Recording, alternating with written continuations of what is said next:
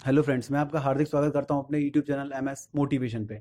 आज हमारे साथ हैं ग्वालियर शहर के मशहूर टीचर, मैथ्स के टीचर हैं एच के गुप्ता जी। तो आइए इनसे चर्चा करते हैं। सर, आप अपना इंट्रोडक्शन दीजिए। मैं एच के गुप्ता सर। जी। मैथ का ट्यूटर हूँ मैं ग्वालियर में। जी। रॉक्सी पर मेरी क्लासेस है। मैं बेसिक सीजीएल लेवल से पढ़ाता हूँ मैं, और सीडीएस के लिए भी बेसिक क्लास देता हूँ। एनडीए में भी अपने यहाँ क्लास दी जाती है। पहले सिलेक्शन भी हुए एनडीए में भी, सीडीएस में भी अपने यहाँ सिलेक्शन हुए हैं। ठीक है। व्यापम के लेवल पर अपन अभी स्टार्ट किया है, और धीमे धीमे अपन उस पर स्टार्ट आगे भी काम कर रहे हैं। सर, मैं आज आपसे मैथ्स के बारे में चर्चा करूंगा, क्योंकि आप मैथ्स के बहुत मतलब बेताज बादशाह माने जाते हैं मैथ्स के। अगर आप ग्वालियर शहर आएंगे तो सर मैथ्स के बेताज बादशाह माने जाते हैं। सर, आजकल क्या है, कंपटीशन में मैथ्स ज़्यादा फोकस हो गया है, क्योंकि मैथ्स मेनली मैथ्स ही आता है कंपटीशन में। अगर आप जाएंगे, अगर आपको क्वालीफाई अगर पेपर करना, तो मैथ्स आपका मेन पॉइंट होता है क्वालीफाई करने के लिए। तो सर, आप ये बताइए कि मैथ्स के लिए क्या स्ट्रेटेजी फॉलो कर रहे हैं। जैसे ट्वेल्थ का बच्चा, ट्वेल्थ का स्टूडेंट जो होता है, जो जिसका बैकग्राउंड मैथ्स का नहीं है, और वो सीधे कंपटीशन लेवल में आता है, तो उसको दिक्कत आती है मैथ्स समझने में। तो उसके लिए क्या प्रेफर करें अपन। मैथ्स के लिए क्या है, सबसे पहले अपना बेसिक यदि कमज़ोर है तो अपन उसको बेसिक को थोड़ा सा स्ट्रॉन्ग करें। आई मीन स्ट्रॉन्ग करने से मेरा मतलब ये है, सबसे पहले मैथ का जो पॉइंट होता है वो होता है कैलकुलेशन। बच्चा क्या होता है, कैलकुलेशन पर ध्यान नहीं देता, नंबर पर कभी ध्यान नहीं देता। अदर टॉपिक हैं, जैसे एक माहौल चला ग्वालियर में, टीचर वाई दिल्ली। तो दिल्ली कोई अलग से थोड़ा ना मैटर है मैथ का। मैथ तो वही है। टेक्निक हम चाहे यहाँ डेवलप कर लें, चाहे हम दिल्ली में डेवलप कर लें। मैं टेक्निक यहाँ से डेवलप करके दिल्ली वालों को भी दे सकता हूँ, और दिल्ली वाले मेरी मैथ के टेक्टो टेक्निक फॉलो कर सकते हैं। यदि मेरा बेस्ट है तो हम दिल्ली क्यों लिखें। मैं एक छोटे से गांव से पढ़ा हुआ हूँ, मैथ मेरा स्ट्रांग है। मैंने सीजीएल भी निकाला हुआ है, सीडीएस भी निकाला हुआ था, एसबीआई पीओ भी निकाला हुआ है। मैथ की कोचिंग मैंने कहीं नहीं की। मेरे गुरुदेव हैं परम पूज्य आदरणीय एच डी अहिरवार, जो सागर यूनिवर्सिटी में प्रोफेसर हैं अभी।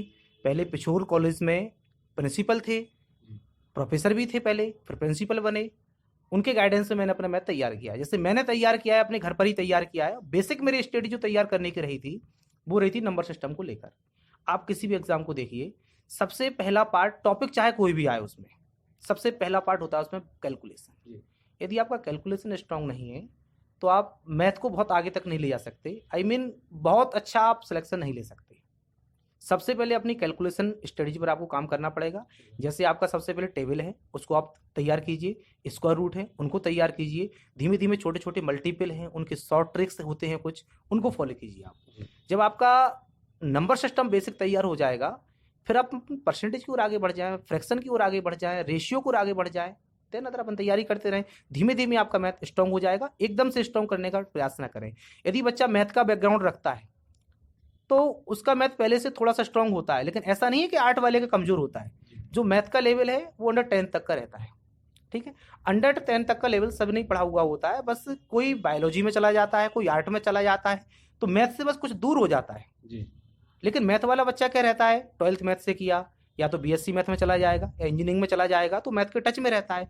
लेकिन देखा जाए तो 11th वाले मैथ का तो उसमें कोई काम ही नहीं है ना।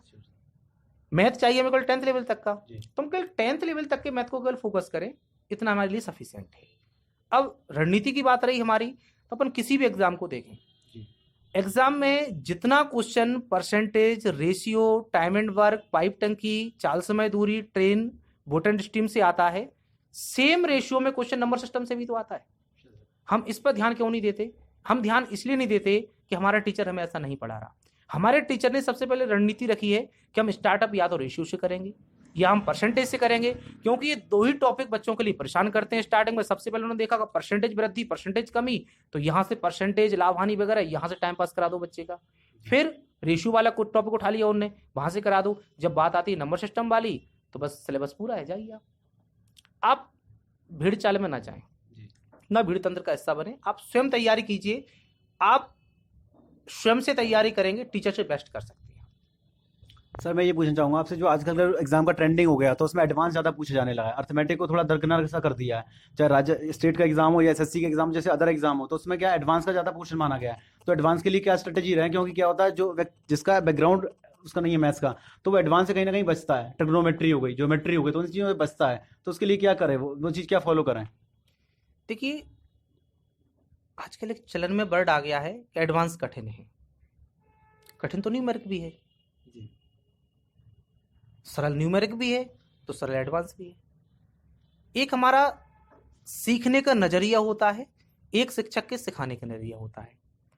यदि हम दोनों समझ गए तो गणित का ना तो न्यूमेरिक जिसको आप कहते हैं अर्थमेटिक वो भी कठिन नहीं है, एडवांस भी कठिन नहीं है। हमें बेसिक से पढ़ना होगा। ऐसा एक केवल भ्रम है कि हमें पहले एंगल नहीं आता, हमें एरिया निकालना नहीं आता, ये भ्रम है। यदि आप किसी भी क्वेश्चन को देखें, क्लासरूम में बैठे मेरे, या आप स्वयं से भी ट्राई कर सकते हैं, हम सबसे पहले उस क्वेश्चन के बारे में थ्योरी डेवलप करें अपनी कि हम इस क्वेश्चन को कैसे फॉलो करें। पहले छोटे छोटे क्वेश्चन सीखो आप एडवांस के। जैसे आप यदि ज्योमेट्री उठाते हैं, एडवांस के पार्ट होते हैं ज्योमेट्री यानी 2D, इसके बाद 3D, इसके बाद तुम्हारा अलजेब्रा होता है, इसके बाद तुम्हारा ट्रिग्नोमेट्री के नंबर आता है। बस एडवांस आप लोग यही खत्म कर लेते हो। एडवांस में और भी चीज़ें होती हैं, वो पढ़ाई नहीं जाती और वही सारी चीज़ें एग्जाम में आती हैं, इसलिए आप कहते हो एडवांस कठिन है।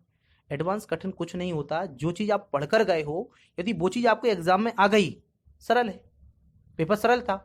और जो चीज़ आप पढ़कर नहीं गए वो आपके एग्जाम में आ जाता है, इसका मतलब पेपर आपके लिए कठिन था। आप कहते हो एडवांस का ज़्यादा आ गया वेटेज, ये आपका केवल भ्रम है। ना तो एडवांस का वेटेज ज़्यादा होता है, ना ही न्यूमेरिक कम होता है। इसको अपन इक्वल इक्वल डिवाइड कर सकते हैं कि एडवांस भी इक्वल आया, न्यूमेरिक भी इक्वल आया।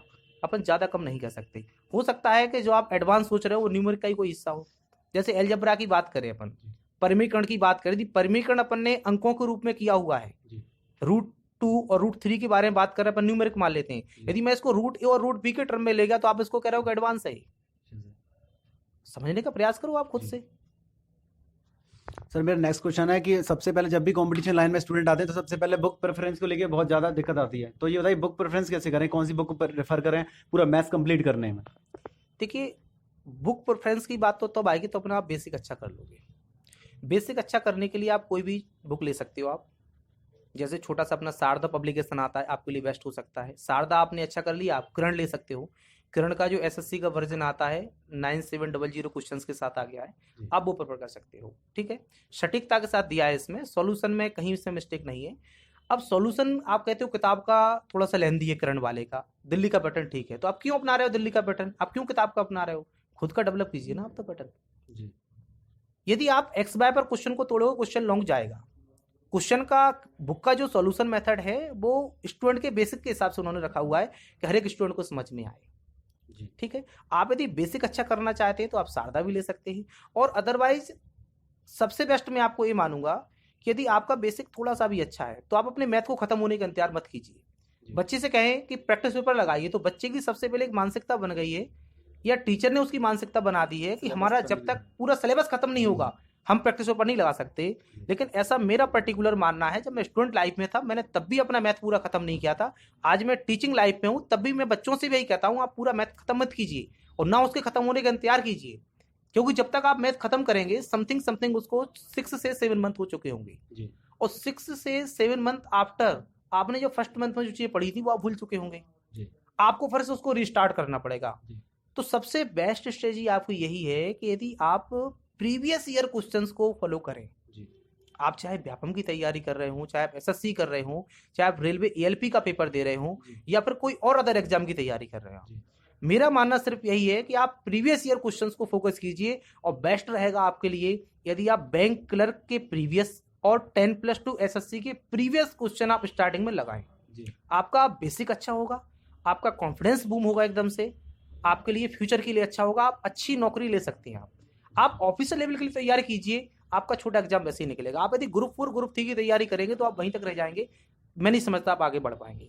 थोड़ा सा आप ब्रॉड करके तैयारी कीजिए।